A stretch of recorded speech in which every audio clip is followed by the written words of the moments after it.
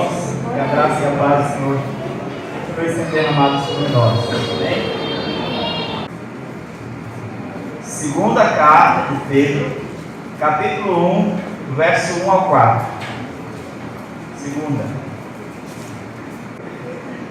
Simão Pedro, servo e apóstolo de Jesus Cristo, aos que conosco obtiveram fé igualmente preciosa na justiça de nosso Senhor e Salvador Jesus Cristo, graça e paz vos sejam multiplicadas no pleno conhecimento de Deus e de Jesus Cristo e Jesus nosso Senhor, visto como pelo seu divino poder nos têm sido doadas todas as coisas que conduzem à vida e à piedade, pelo conhecimento completo daquele que nos chamou para a sua própria glória e virtude, pelas quais nos têm sido doadas as suas preciosas e muito grandes promessas, para que por elas vos torneis coparticipantes da natureza divina, livrando-vos da corrupção das paixões que há no mundo. Vamos orar? Senhor nosso Deus bendito, graças te rendemos, ó Deus, pela fidelidade, pela bondade e pelo amor do Senhor para cada um de nós, Senhor. Obrigado, Deus, porque o Senhor nos deu o privilégio, a oportunidade de mais uma vez, no dia do Senhor, estarmos na sua presença para aprendermos a sua palavra e aplicá-la ao nosso coração, Pai. Pedimos que o teu Espírito Santo mais uma vez nos ilumine, nos dê graça e boa disposição de mente e de coração, para que possamos não somente aprender, mas também aplicá-la à nossa vida diária. No nome santo de Jesus, ó Pai, nós oramos, te damos graças e louvores. Amém. Amém. Irmãos, nós temos trabalhado lá na congregação, e eu trouxe para os irmãos já pelo menos 2 dos estudos que nós temos trabalhado lá, a respeito do Evangelho para o dia a dia, o Evangelho para a vida real. A proposta é como nós podemos e devemos aplicar as doutrinas bíblicas relativas à salvação, a doutrina da salvação e todos os seus aspectos, à nossa vida diária. Algumas doutrinas bíblicas parecem ser muito abstratas e longe da nossa realidade. Às vezes nós falamos sobre elas, nós nos alegramos ao ouvir sobre elas, aprendemos, mas nós não conseguimos aplicá-las no dia a dia ou aplicá-las na nossa vida. Às vezes também nós fazemos como os Gálatas, nós começamos entendendo e compreendendo o que é o Evangelho, que é a doutrina da graça, e nós começamos a caminhada confiados em Cristo e pela graça, mas de algum modo nós mudamos o botão, nós trocamos o botão e passamos a querer agradar a Deus a partir das nossas próprias obras, dos nossos próprios esforços, de coisas que são próprias nossas. Nós precisamos entender que a doutrina da soberania divina na nossa salvação e a doutrina da responsabilidade humana são bíblicas, andam juntas, e por haver da parte de Deus essa responsabilização do homem, nós sim temos que responder, nós somos responsáveis por tudo aquilo que fazemos, nós respondemos diante de Deus por todas as nossas obras. No entanto, nós precisamos entender, como Paulo deixou muito claro na sua carta aos Filipenses, capítulo 2, versículo 12 e 13, que deixou muito claro que é Deus que opera tudo em nós, mas que porque Ele opera tudo em nós, nós temos que desenvolver a nossa salvação com temor e tremor. Parece contraditório quando Paulo diz: desenvolvei a vossa salvação com temor e tremor, e ao mesmo tempo ele diz: porque é Deus que opera em vós, tanto querer quanto por realizar. Espera aí, sou eu que vou desenvolver a minha salvação, ou é Deus que opera em mim, tanto querer como realizar? Eu quero começar com uma ilustração bem prática que vai nos ajudar a entender que tudo é pela graça, e é esse o ponto que eu quero destacar na carta de Pedro hoje e aplicar para algumas doutrinas relacionadas à doutrina da salvação que nós devemos entender que é pela graça e como nós podemos aplicar isso para a nossa vida diária. A história, ou a aplicação que eu quero dar, ou a ilustração que eu quero dar é a seguinte: se eu te disser que você deve sair agora e comprar almoço para todos os irmãos que vieram à igreja agora, e você está sem dinheiro, e você diz, pastor, eu não tenho condições de comprar almoço para mais de 100 pessoas hoje na igreja, porque eu não tenho dinheiro, e eu vou dizer, você vai e compra, eu estou te dando essa responsabilidade, é sua responsabilidade ir comprar o almoço e trazer. Você tem condições, você teria condições de fazer isso, e seria justo da minha parte exigir que você faça algo que você não está habilitado para fazer? Não seria. Seria? Mas a partir do momento que eu pego o dinheiro, eu tiro o dinheiro do bolso e entrego, dinheiro suficiente e mais do que suficiente ainda, e eu te entrego e eu digo, vai e compre almoço para todas as pessoas que vieram à igreja hoje. Se você não comprar, eu posso te responsabilizar, eu posso cobrar, eu posso ser duro, é justo se eu for duro com você, ao chamar sua atenção por não comprar o almoço suficiente para todas as pessoas? Seria justo, não seria?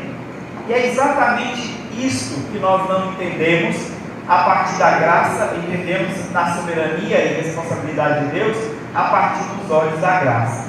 Quando Deus diz, desenvolvei a vossa salvação com tremor e tremor, Deus pode exigir isso, porque Ele já nos dá toda a graça e todo o recurso, tudo o que nós precisamos para viver de acordo com a lei dele, com o que Ele nos exigiu, já foi dado por Ele, já foi concedido por Ele. Por isso é que Paulo diz que é Deus quem realiza em nós tanto querer quanto realizar, porque é Ele que faz tudo. E quando Ele exige que nós respondamos a isso, Ele tem todo o direito de exigir, porque Ele já nos proveu toda a graça e todo o recurso que nós precisamos para a obediência. Bem, veja o que Pedro diz a respeito disso. Pedro escreve aos irmãos e ele destaca o fato de que estes irmãos obtiveram essa fé igualmente preciosa na justiça de nosso Senhor e Salvador Jesus Cristo. Então Pedro começa dizendo que a fé que eles obtiveram, o microfone está subindo e descendo hoje, a fé que eles obtiveram, que essa fé eles obtiveram não na justiça deles mesmos, não nos seus próprios esforços, não na sua luta pessoal, mas eles obtiveram na justiça de nosso Senhor e Salvador Jesus Cristo. Pedro começa então falando sobre justificação pela fé. O crente é justificado pela sua fé em Cristo. Nós somos justificados pela fé em Cristo. Nós obtivemos a salvação mediante a justiça de Cristo e não mediante os nossos próprios esforços ou mediante as nossas próprias obras. E aí Pedro continua e ele dá saudação aos irmãos, graça e paz vos sejam multiplicadas no pleno conhecimento de nosso Deus e do Senhor Jesus Cristo, e ele fala de duas bênçãos da salvação: a graça e a paz. A graça e a paz. E ele diz, vos sejam multiplicadas. Ele não diz, graça e paz sejam adquiridas por vocês, ou busquem, lutem por graça e paz, busquem, se esforcem para ter graça e paz. Ele diz, graça e paz vos sejam multiplicadas. O verbo está na forma passiva, você recebe, é multiplicado a você. Então Pedro continua mostrando que é pela graça. Pedro continua mostrando que é obra de Deus, a sua salvação e todas as bênçãos da salvação é obra de Deus, são obras de Deus. E aí no versículo 3 ele fecha o círculo, né? E aí ele diz, visto como pelo seu divino poder nos têm sido doadas todas as coisas que conduzem à vida e à piedade, pelo conhecimento completo daquele que nos chamou para a sua própria glória e virtude. Então Pedro mostra aqui, agora Pedro fecha o ciclo e ele mostra que todas as coisas que nós precisamos para herdar a vida eterna e para desenvolver a nossa santificação, todas elas são doadas por Deus. Então, Pedro não deixa a abertura para que nós pensemos ou creiamos que alguma coisa é responsabilidade nossa, ou que alguma coisa é resultado de nosso fazer, que é resultado de nossa obra. Então preste bem atenção no que Pedro diz. Quando Pedro diferencia aqui todas as coisas que conduzem à vida e à piedade, Pedro quer destacar a vida eterna, falando da salvação como a nossa salvação em Cristo Jesus, a vida eterna que nós recebemos pela fé em Cristo Jesus, e quando ele fala da piedade, o resultado dessa vida concedida por Cristo Jesus, que é a salvação. Então ele diz que todas as coisas que nós precisamos, tanto para sermos salvos, quanto para sermos santificados nessa salvação, todas elas são doadas por Deus. Então ele usa o termo têm sido doadas, têm sido concedidas, não são nossas, não é nada baseado em nossa própria força ou em nossa capacidade, mas são doadas por Deus. E aí ele diz que essas coisas têm sido doadas mediante as muito grandes promessas de Deus, e aqui ele está enfatizando as promessas da salvação que são dadas por Deus aos que creem. E aí ele diz, por elas nós nos tornamos então coparticipantes da natureza divina, livrando-nos da corrupção das paixões que há no mundo. Não está dizendo que nós nos tornamos divinos como Deus, nos tornamos pequenos deuses, não é isso que ele está dizendo, mas que nós nos tornamos participantes do caráter de Deus, ou seja, que o caráter de Cristo passa a ser desenvolvido em nós, e características semelhantes à de Cristo, do nosso Salvador, passam a ser desenvolvidas em nós por causa dessa graça da salvação. Eu quero que nós então olhemos para o que Paulo escreve aos Romanos, e nós vamos olhar de um modo geral primeiro, sobre qual é o objetivo de Paulo ao escrever a carta aos Romanos, e como o ensino de Paulo a respeito de lei e graça na carta aos Romanos nos ajuda a entender melhor o que Pedro está dizendo aqui.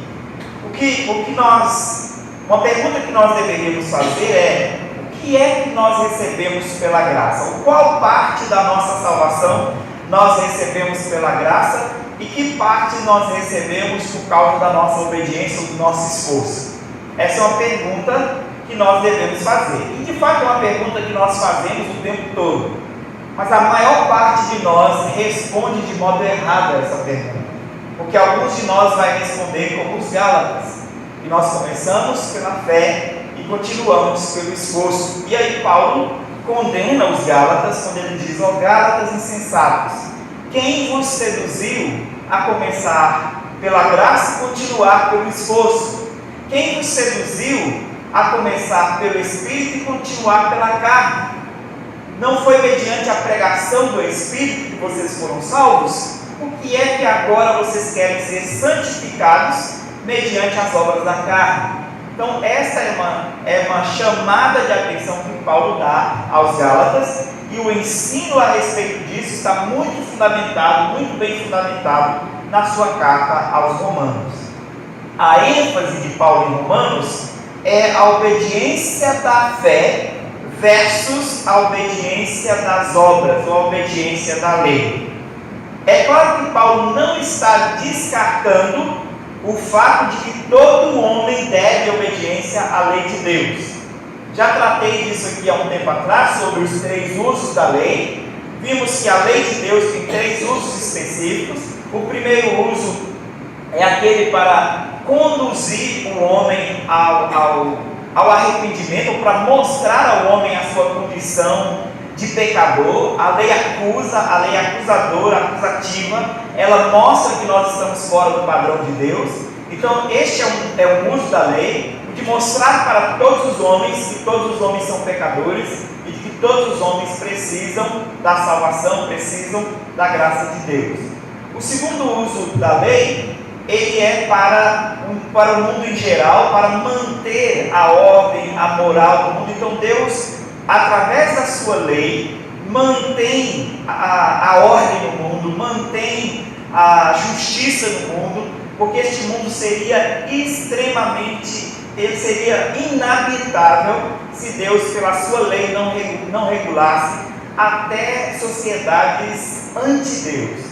Nós vamos, por exemplo, nós podemos analisar algumas sociedades que são declaradamente ateias, mas a sua lei tem fundamento na lei de Deus. Então, nós vimos que princípios da lei de Deus são adotados e afirmados, inclusive em culturas onde eles são contra ou anti-Deus. Então, Deus usa a sua lei para regular a moralidade do mundo, para manter ou para regular, reprimir o mal, reprimir o pecado no mundo. E o terceiro uso da lei é para o crente. O terceiro uso da lei é, olhando para o primeiro uso, a lei faz com que nós olhemos para Cristo. E aí o verdadeiro crente olha para Cristo, crê em Cristo, e quando ele é recebido por Cristo, quando ele é acolhido por Cristo, salvo por Cristo, Cristo fala, olha para a lei. Cristo manda novamente que nós olhemos para a lei. Aí nós olhamos para a lei e desesperamos, porque a lei, nós não conseguimos cumpri-la. Aí a lei nos fala, olha para Cristo. E aí novamente quando nós recorremos a Cristo, Cristo fala, olha para a lei. E aí a vida do crente vai ser sempre assim. A lei nos fazendo olhar para Cristo e Cristo nos fazendo olhar para a lei. A lei nos fazendo olhar para Cristo para que nós confiemos só nele e não em nós mesmos. E Cristo nos fazendo olhar para a lei para que nós possamos cada vez mais nos ajustar à vontade de Deus. Então este vai ser o trânsito do crente agora com graça e lei o tempo todo. Então Paulo quer mostrar isso, que algumas pessoas estavam entendendo dentro do seio da igreja, que eles olhavam para Cristo para ser salvos, uma vez salvos, agora eles tinham que, pela obediência da lei, se esforçar para desenvolver a sua salvação. A ênfase de Paulo é exatamente mostrar que a vida do crente começa, continua e termina pela graça, e a lei permeia tudo isso, porque a lei diz qual é o padrão que o crente deve viver. Romanos 1:5 Paulo nos mostra como nós devemos entender essa verdade. E aí ele diz, por intermédio de quem viemos a receber a graça e apostolado, por amor do seu nome, para a obediência por fé entre os gentios. A primeira vez que Paulo usa a expressão obediência por fé, e ele vai usar essa expressão tanto aqui em Romanos quanto em Gálatas, obediência por fé, ou a obediência da fé, que é a obediência que é mediante a graça de Cristo em nossos corações. E aí no capítulo 3 ainda, no versículo 2, no versículo 20, ele diz, visto que ninguém será justificado diante de Deus por obras da lei, em razão de que pela lei veio o pleno conhecimento, ou vem o pleno conhecimento do pecado. Então Paulo mostra na mesma carta as duas ideias, de que não é pela obediência da lei, mas é pela obediência da fé. O que Paulo está ensinando sobre isso? O que Paulo está ensinando sobre obediência da lei e obediência da fé? Ele está ensinando que a partir do momento que nós cremos em Cristo, não há mais qualquer obrigação à obediência da lei moral? É isso que Paulo está nos ensinando? Por que ele diz que ninguém é justificado pelas obras da lei? Ele está dizendo que, quanto à salvação, nós não devemos nos preocupar em obedecer à lei de Deus, visto que ninguém é justificado pela lei de Deus, pela obediência à lei de Deus? O que é que ele está nos ensinando? Isso que nós queremos ver nesta manhã. Gálatas 2, no versículo 16, Paulo repete a ideia de que nós não somos justificados pelas obras da lei. Alguém pode ler para nós? Gálatas 2:16. Sabendo, contudo, que o homem não é justificado por obras da lei, e sim mediante a fé em Cristo Jesus. Também se temos crido em Cristo Jesus, para que fôssemos justificados pela fé em Cristo, e não por obras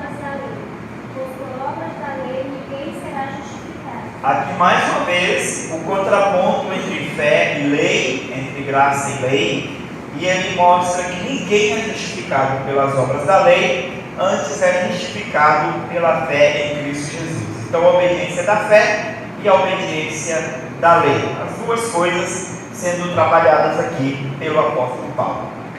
Mas entendamos, o que é que Paulo quer ensinar com cada uma dessas coisas, e como este ensino de Paulo combina com a ideia de Pedro que todas as coisas que nós precisamos para a vida eterna e para a piedade, para a salvação e para a santidade, estão ou são doadas por Deus, não são nossas, não são parte de nós. Como é que nós podemos então combinar esses dois ensinos? Em primeiro lugar, entender o que é obediência da fé. A obediência da fé é a obediência que é resultado da confiança na graça de Cristo. É aquela obediência que é desprovida de qualquer autoconfiança ou autojustificação. É a obediência que se lança completamente na justiça e nos méritos de Cristo e não em si mesmo, ao ponto de dizer, de reconhecer e afirmar que qualquer coisa boa que nós fizermos ou qualquer ato de justiça que nós fizermos é mérito de Cristo, é obra de Cristo e não nossa.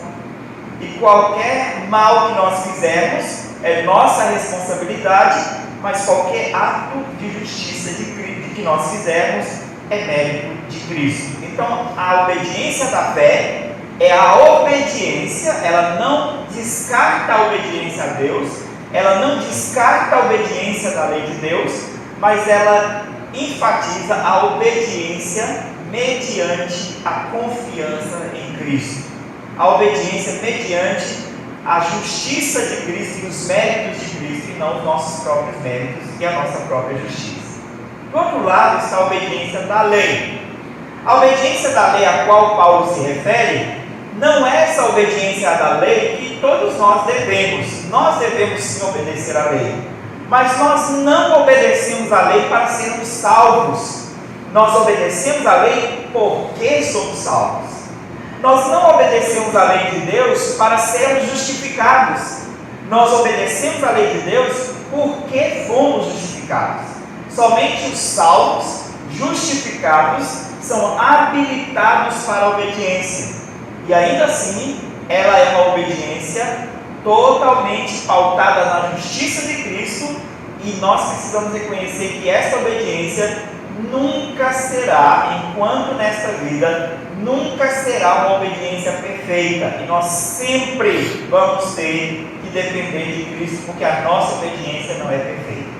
Eu falei aqui no último estudo que o padrão mínimo de Deus, o padrão mínimo exigido por Deus é a perfeita obediência. Este é o padrão mínimo, a perfeita obediência da lei de Deus.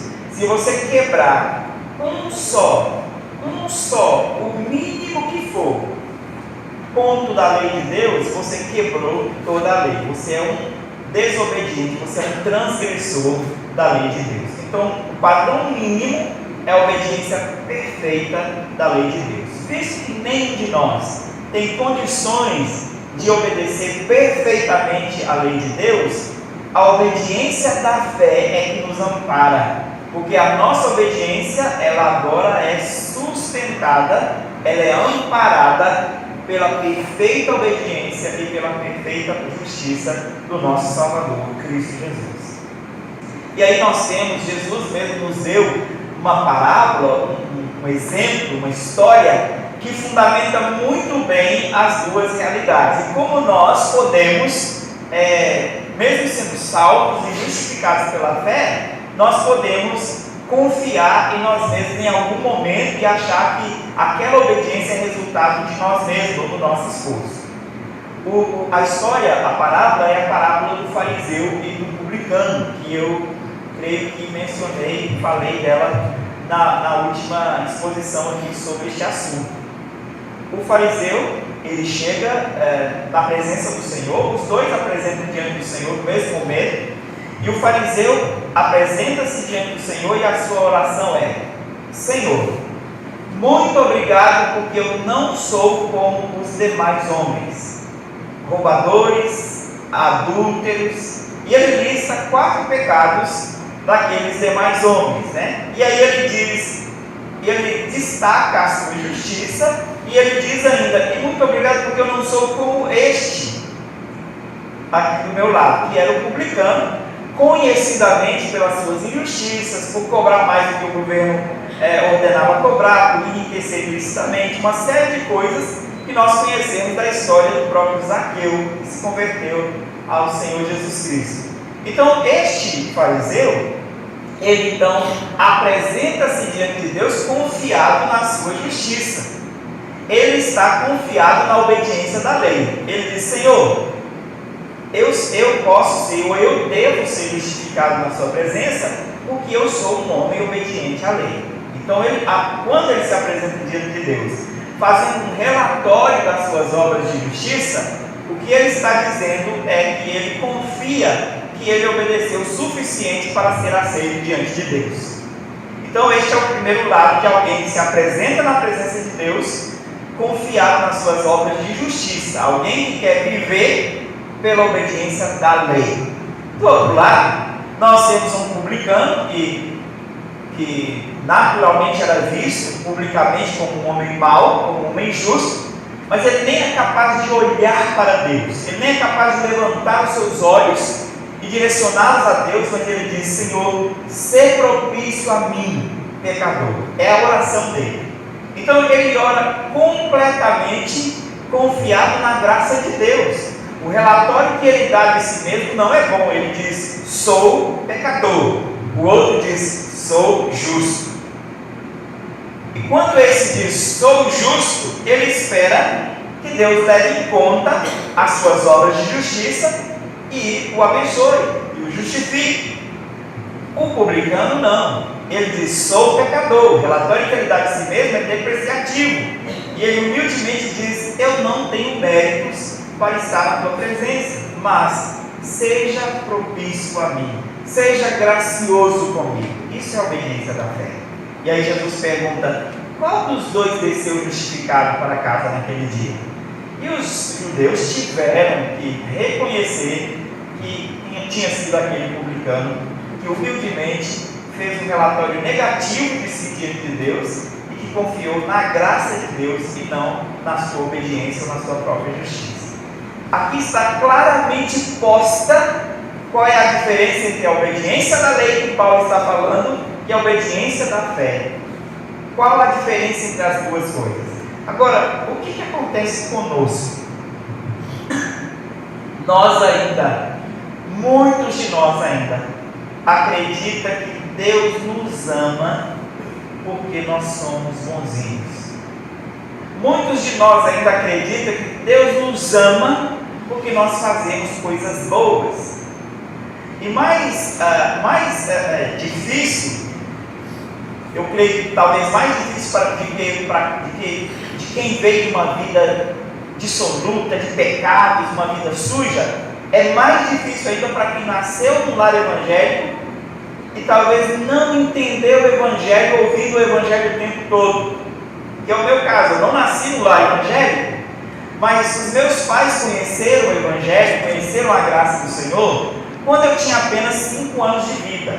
Então eu não tinha nem noção ainda direito de vida, eu não lembro muita coisa dessa época, e eu cresci num lar evangélico, onde a minha mãe era muito piedosa, ensinando os filhos, orando pelos filhos, lendo a Bíblia com os filhos todos os dias. Então nós crescemos ouvindo o Evangelho, mas crescemos sem entender o Evangelho, porque eu ainda achava, de algum modo, que eu era amado por Deus, porque eu sempre fui um menino bonzinho. E aí, o dia que eu resolvi meter o pé na jaca e fazer um erro grave, né? Aí para mim, assim, Deus não vai me querer mais, Deus não vai me amar mais, porque eu decepcionei Deus, né? Como se fosse possível algum de nós decepcionar o Senhor. Então ainda estava impregnado na nossa mente a ideia de que Deus nos amava porque nós éramos meninos bonzinhos, de boa família, respeitadores, educados, obedientes aos pais. Ainda estava impregnado em nós a ideia de que Deus nos amava porque nós éramos bons. E certamente as nossas orações, com certeza, se assemelhavam muito à do fariseu. Muito. Porque nós ainda éramos confiados em nós mesmos. Mas eu lembro de um dia que a minha mãe adoeceu e nós éramos muito, a gente chama lá de piolho de igreja, né? Está tudo, em tudo que acontece na igreja. E a minha mãe adoeceu e ela não pôde nos levar para a igreja. E aí nós fomos, e aí no momento de oração, era uma reunião de oração, no momento de oração eu lembro de eu e meu irmão mais novo que eu, de nós dois nos abraçarmos e pedir perdão um ao outro por coisas que nós fizemos e que nós não achávamos que estava errado. E nós choramos e nos arrependemos de coisas. Nós estávamos ansiosos para chegar em casa e pedir perdão para minha mãe, para nossa mãe, por causa de coisas que nós fazíamos. Acho que foi a primeira vez que nós tivemos a consciência de que nós não éramos bonzinhos. Primeira vez. E foi algo maravilhoso, impactante em nossas vidas, porque a partir daquele momento nós conseguimos entender que não tinha nada a ver conosco, não tinha nada. Não era nosso respeito, não era sobre nós ou o que nós podemos fazer, mas é sobre a graça de Cristo operando em nós. Nós somos pecadores. Então, o que a Bíblia nos ensina e o que Pedro quer nos ensinar aqui? Que todas as coisas relativas à nossa salvação, todas elas mesmo são resultado da graça de Deus, são dons de Deus, são dons gratuitos de Deus, que não são méritos nossos, não são resultado de esforço nosso, ou não são porque nós somos bonzinhos. Ninguém é bom, ninguém tem justiça suficiente para ser recebido diante de Deus. Então o que é que nós vimos das Escrituras? Algumas bênçãos, nós vamos destacar apenas algumas das que as Escrituras destacam, que são dons da graça de Deus, são bênçãos de Deus que nós não podemos fazer nada para receber. Em primeiro lugar, o próprio dom da salvação. Paulo em Efésios capítulo 2, versículos 5 a 8, nos ensina sobre este dom da salvação, e ele mostra que ele é gratuito, ele é bênção gratuita de Deus. Quem pode ler para nós? Efésios 2, de 5 a 8.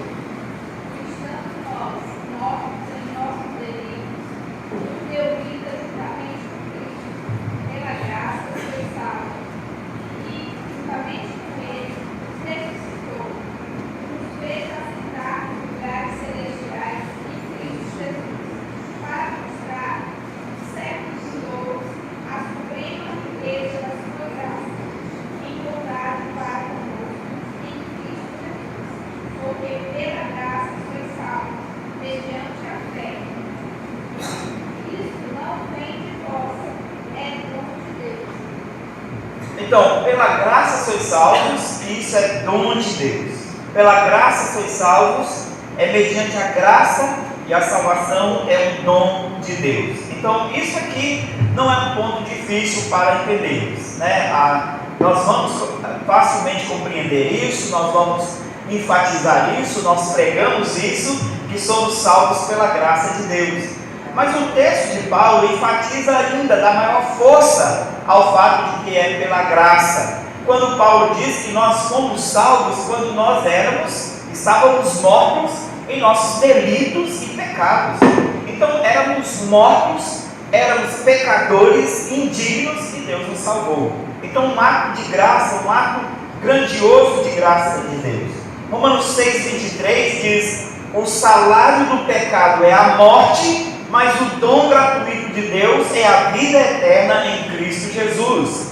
Aqui Paulo deixa ainda mais claro a ideia de que salvação é mediante a graça, quando ele faz o contraponto entre essas duas coisas, o salário do pecado e o dom gratuito da bênção de Deus, da salvação. Ele diz: o salário do pecado é a morte, o dom gratuito de Deus é a vida eterna. Então ele faz contraposição. Salário do pecado e o dom gratuito, a morte e a vida eterna. Essas duas contraposições que ele faz aqui. Por Por que Paulo faz isso?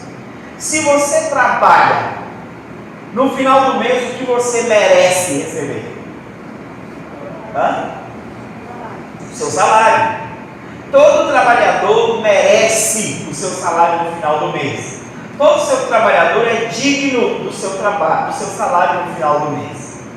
Agora, se você não trabalhou, você merece receber? Não. Quem não trabalhou não merece receber salário. Se o patrão resolve te dar salário, mesmo sem você trabalhar, o que é que o patrão está sendo com você? Bondoso, generoso, gracioso. Ele está te dando um presente. Você não merece, mas ele está te dando. Paulo faz exatamente essa contraposição, usando o salário aqui, para que nós entendamos o que é que você merece receber. Qual é o pagamento que você merece receber no final da sua vida de más obras?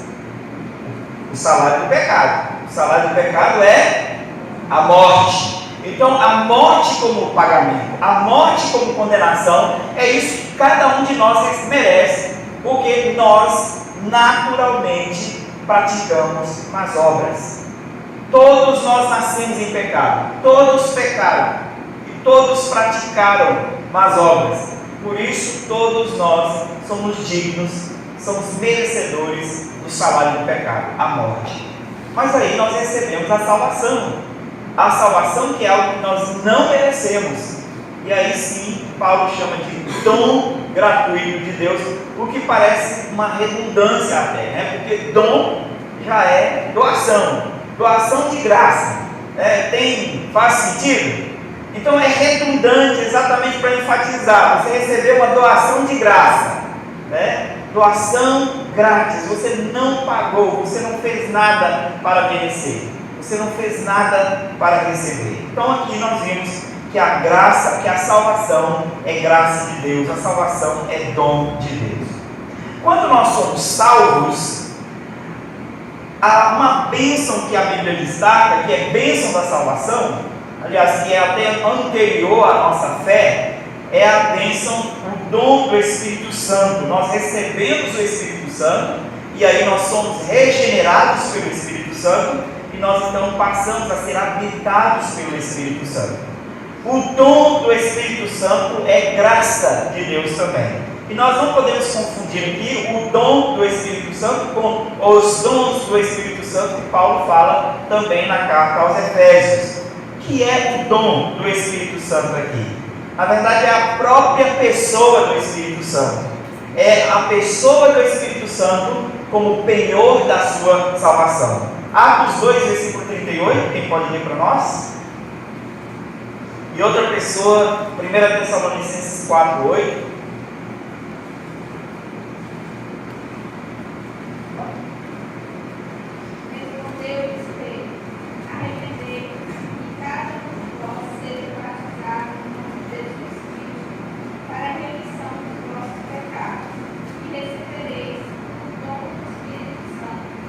E recebereis o dom do Espírito Santo. O dom do Espírito Santo. O Espírito Santo, como um dom gratuito de Deus, como penhor da nossa salvação, Ele nos concede como graça dele. Nós não merecemos, mas Ele nos concede como graça. 1 Tessalonicenses 4, 8. Quem rejeita estas coisas, não rejeita o homem, e sim a Deus, quem também nos dá o seu Espírito Santo. Bem, o ensino é sobre as doutrinas e a rejeição das doutrinas da salvação, mas no final do versículo, Paulo diz: é Deus quem vos dá o Espírito Santo. Então Paulo deixa isso mais claro, mais evidente: é Deus quem vos dá o Espírito Santo. A ideia de que você não mereceu receber o Espírito como penhor, é Deus quem vos dá.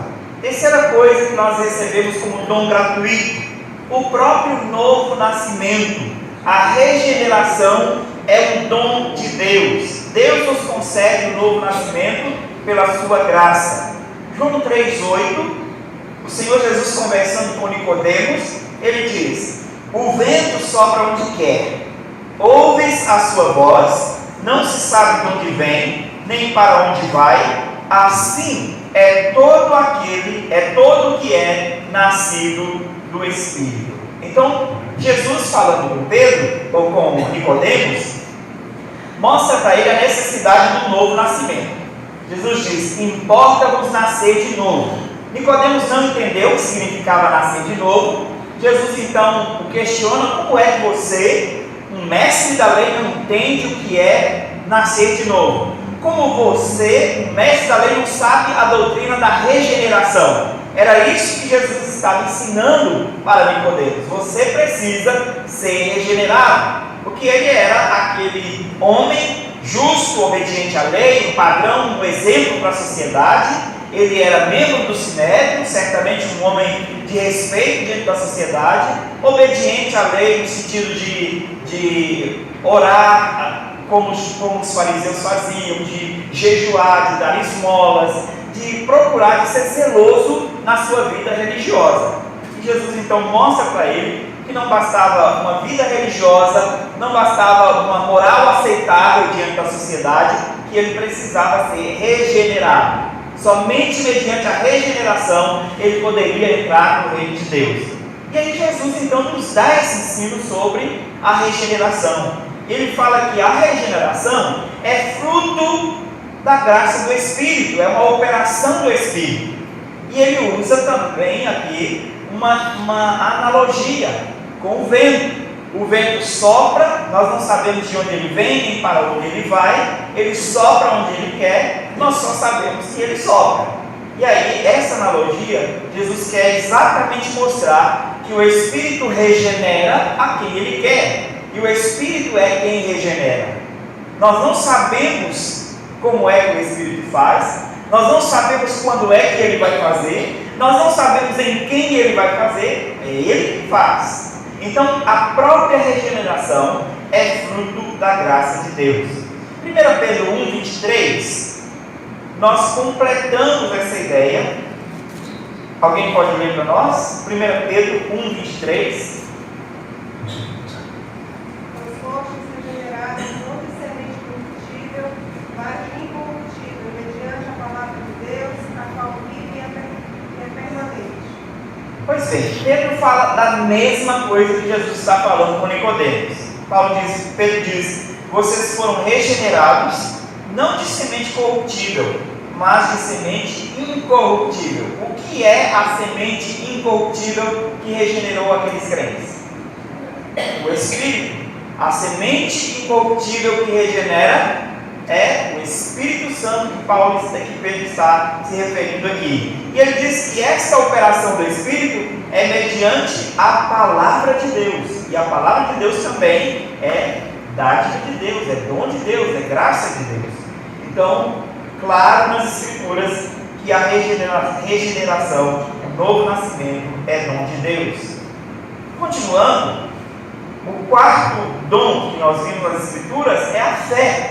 A própria fé é dom de Deus. E aqui há uma grande controvérsia, porque alguns vão dizer que não, que a fé é algo de nós mesmos, que nós precisamos responder com fé, que a fé é do homem, que o homem precisa ter fé e que Deus sim dá graça, que Deus ajuda, mas que a fé é algo do homem.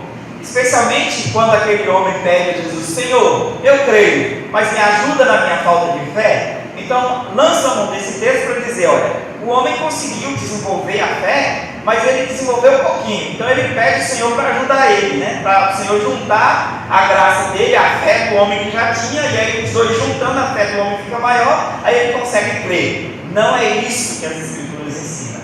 A fé é um dom de Deus, a fé é dada por Deus. Ninguém pode crer se Deus não conduzir a crer. Ninguém pode crer se Deus não fizer com que não criar no coração dessa pessoa o ambiente para crer, a capacidade para crer. É Deus quem dá a fé, é Deus quem produz a fé. Olhemos primeiro Paulo falando aos Romanos, no capítulo 10, versículo 17. O que diz lá? Paulo aos Romanos, capítulo 10, versículo 17. E assim a fé vem pela pregação, e a pregação pela palavra de Cristo. Bem, o texto deixa margem para entendermos que a fé é algo inerente do coração do homem e que a palavra só desperta essa coisa inerente do coração do homem. Deixa margem para isso? Não deixa. Porque o texto diz que a fé vem pela pregação. Então a fé não estava no coração do homem, a fé vem ao coração do homem pela pregação e a pregação da palavra de Cristo. O texto de Efésios que nós lemos no início nos ajuda a entender melhor ainda. Efésios 2, do versículo 5 a seguir, nos diz que nós estávamos mortos em nossos delitos e pecados e que Ele nos deu vida. Deus nos deu vida. É muito fácil de nós entendermos isso aqui quando nós comparamos com um morto natural, né? Você chega num velório, nós vimos às vezes, é muito comum a gente chegar num velório e está lá a viúva ou os filhos conversando com o morto e falando e perguntando: por que você nos deixou? Por que você foi embora? Por que você partiu? E aí, o que acontece? O que o morto responde? O morto dá uma explicação? Não diz nada, porque morto não responde, morto não age, morto não reage, morto não responde a nada. É desse modo que Paulo descreve o estado espiritual do homem. O homem está espiritualmente morto e ele só reagiu porque Deus deu vida mediante a graça. Então, como é que um morto pode ter fé? Como é que um morto pode responder se ele não tem vida, se ele não tem capacidade de fazer isso? Então, a fé, ela é graça de Deus. Deus, ele concede a regeneração, ele concede o Espírito e ele que concede a fé. No mesmo texto, nós lemos aí que a salvação é pela graça, né? Porque pelas graças sois salvos, versículo 8, porque pela graça sois salvos, mediante a fé, e isso não vem de vós. Pela graça sois salvos, mediante a fé, e isso não vem de vós. Então eu já vi tratado sobre este verso aqui, tratando da questão da fé neste verso. Olha, não pode dizer que a fé é graça, porque o texto não está falando aí que a fé que é recebida pela graça. O texto está falando que é a salvação que é recebida pela graça. Pela graça sois salvo. Então a salvação é que é recebida pela graça. E outra coisa, não pode se referir, não pode falar que a fé é graça, só a graça e a salvação é graça, porque o termo que está sendo usado aí, o pronome demonstrativo que está sendo usado aí é um pronome neutro, e as palavras graça e fé estão no feminino, no original grego. Bem, toda essa discussão semântica do sentido das palavras aqui no texto poderiam ser facilmente resolvidos se você olhasse para o contexto todo. O contexto todo fala de uma pessoa morta. O contexto todo fala de alguém que está morto em seus delitos e pecados. O contexto fala de alguém que é salvo pela graça, de alguém que, mediante o dom de Deus, a bondade de Deus, a generosidade de Deus, recebeu a salvação. E mesmo se fosse algo de nós, se nós pudéssemos afirmar pelas Escrituras que dependia de algo de nós, seria algo mínimo diante da grandeza da obra do que o Senhor fez por nós. Então, não há em qualquer lugar nas Escrituras um ensino que a fé é inerente do homem. Pelo contrário, Paulo diz que não há um justo sequer, todo mundo foge de Deus, ninguém se aproxima de Deus. Quando Adão pecou no jardim, ele não teve, a reação dele não foi de procurar o Senhor, mas de afastar-se do Senhor, de fugir da presença de Deus, e tem sido assim desde o início da humanidade. Ninguém procura a Deus se Deus não buscar primeiro. Ninguém busca a Deus se Deus não buscar primeiro. Ninguém responde com fé se Deus não chamar. E aí a gente vê o trabalho de Deus a partir do versículo 8, capítulo 3 de Gênesis. Deus é quem chama, e a gente vê que Deus chama Adão ao arrependimento. E Deus faz algo ali que parece desnecessário. Eu contei aqui para vocês que quando eu estava expondo esse texto lá na congregação, e que eu falei de Deus procurando Adão e dizendo: Adão, onde é que você está? E aí Deus procurando Adão no jardim, perguntando, o Vinícius sentado na frente falou alto assim, como se Deus precisasse, sabe, disso, como se Deus precisasse perguntar. E exatamente, Deus não precisava perguntar, Ele sabia exatamente onde Adão estava, mas aquilo era parte de uma ação de Deus para conduzir Adão e Eva à confissão e ao arrependimento e à confissão. E aí Deus vai conversando com eles. Deus diz: o que é que você fez? Eu sabia o que ele tinha feito. Ele diz: olha, a mulher que tu me deste me deu. Mas aí ele termina confessando: eu comi. Quando ele diz eu comi, ele está dizendo: eu sou pecador. E aí ele vira e aí Deus torna a mulher e diz: mulher, o que é que você fez? Ele diz: a serpente me enganou e eu comi. Deus conduziu Adão e Eva à confissão. Foi Deus quem conduziu, Deus chamou, Deus conversou, conduziu, Deus pregou o Evangelho para Adão e Eva, até conduzi-los à confissão. A fé é dom de Deus. Quando nós olhamos nas Escrituras, Atos 13, versículo 48, nós vimos claramente os gentios ouvindo isso, regozijavam-se e glorificavam a palavra de Deus, a palavra do Senhor, e creram todos os que haviam sido destinados para a vida eterna. Quantos gentios, quem foram os gentios que ouviram? Segundo o texto, todos os gentios que estavam lá. Todos os gentios creram. Todos os gentios creram? Não, o texto é bem claro. Creram somente os que estavam destinados para a vida eterna. E Deus, pela sua providência, quis que naquele dia todos os gentios que estavam ali, que haviam sido destinados para a vida eterna, recebessem o dom da fé. E eles receberam a fé e creram. O outro exemplo é o exemplo de Lídia, Atos 16:14. Certa mulher chamada Lídia, da cidade de Tiatira, vendedora de púrpura, temente a Deus, nos escutava. O Senhor lhe abriu o coração para atender às coisas que Paulo dizia. Então o Senhor foi quem conduziu a Lídia à fé, a crer nas coisas que Paulo havia dito. Então a fé é dom de Deus. O dom do arrependimento. O arrependimento também é dom de Deus. E as Escrituras ensinam claramente que o arrependimento é dom de Deus. Ainda que somos nós que nos arrependemos, somos nós que devemos arrepender dos nossos pecados, mas o arrependimento é dom de Deus. Veja Romanos 2, versículo 4. Quem pode ler para nós? Romanos 2, 4. Ou desprezas a riqueza da sua bondade, tolerância e longanimidade, ignorando que a bondade de Deus é que te conduz ao arrependimento? Paulo pergunta: vocês desprezam e ignoram que é a bondade de Deus que te conduz ao arrependimento? Quem é que conduz ao arrependimento? O próprio Deus. É a bondade de Deus que te conduz ao arrependimento. O arrependimento é graça de Deus.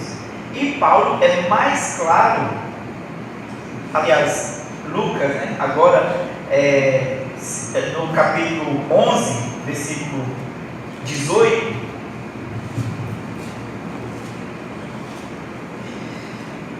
Lucas registra o que aconteceu e aí no registro dele ele mostra como o arrependimento é dom de Deus. Lucas 11, 18, quem pode ler? Se também Satanás tiver contra si mesmo. Não, é Atos, meu irmão, desculpa.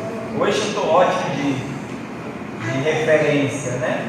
É Atos 11, 18. Lucas que está falando, mas é em Atos, tá? Ouvindo eles estas coisas, apaziguaram-se e glorificaram a Deus, dizendo: logo, também aos gentios foi por Deus concedido o arrependimento para a vida. Também aos gentios foi por Deus concedido o arrependimento. Quem é que concedeu o arrependimento? Deus, está claro, está evidente que é Deus quem concede o arrependimento para a vida. Aqui foram, meus irmãos, apenas alguns exemplos de coisas que nós respondemos, mas que nós respondemos porque Deus nos dá, para que nós em nenhum momento achemos ou creiamos que alguma dessas coisas vem de nós. Então, a própria salvação, a regeneração, o dom do Espírito Santo, a fé, o arrependimento, são todos dádivas divinas, são todos dons de Deus.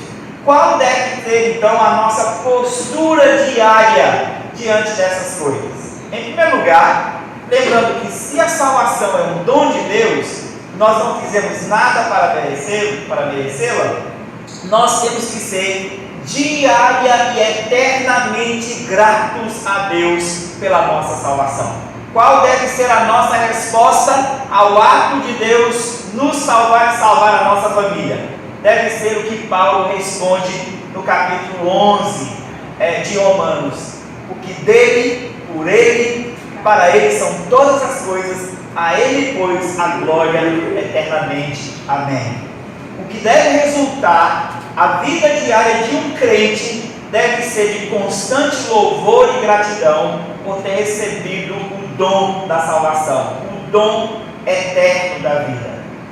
E agora nós precisamos ser bem honestos, porque tem dias que nós nem lembramos que nós somos salvos da condenação eterna. Tem dias que nós sequer lembramos que o Senhor nos salvou. Sequer lembramos que um dia Cristo morreu na cruz, padeceu em nosso lugar, se tornou maldição para que nós pudéssemos herdar a bênção da salvação, e nós sequer lembramos deste ato de graça e de bondade do Senhor. Quando alguém faz um ato de bondade para nós, toda vez que a gente encontra aquela pessoa, a gente tem a tendência de agradecer, não é? Toda vez. Às vezes a gente agradece até demais, às vezes a gente é até bajulador no agradecimento, mas quando diz respeito à nossa salvação, nós esquecemos de agradecer. Tem dia que nós esquecemos de agradecer, talvez seja porque nós não estamos encontrando tanto com o Senhor, talvez seja porque não estejamos encontrando tanto com o nosso Deus, para agradecê-lo pela sua bondade. Por isso, todos os dias na nossa devoção diária, todos os dias na nossa vida, nós deveríamos agradecer a Deus pelo dom da salvação. A segunda coisa que nós vimos é o dom do Espírito. Eu já disse, eu enfatizo aqui, meus irmãos, vocês têm ideia do que Deus nos deu? A Bíblia nos fala que Deus nos deu o seu Filho para a nossa salvação e para garantir as promessas que Ele deu, promessas que ainda são futuras, que ainda não se cumpriram. Para garantir essas promessas, Ele nos deu o seu Espírito como penhor. Duas pessoas da Trindade. Não é qualquer coisa. Então, o próprio Filho é nos dado para a nossa salvação. O próprio Espírito é nos dado como penhor dessa salvação. E qual é a postura de muitos crentes em relação a Cristo e ao Espírito Santo?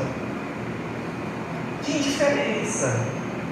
E às vezes de desprezo, de entristecer o Espírito. Nós precisamos mudar a nossa atitude diária, de lembrar que o Espírito do Senhor foi nos dado como penhor da nossa salvação.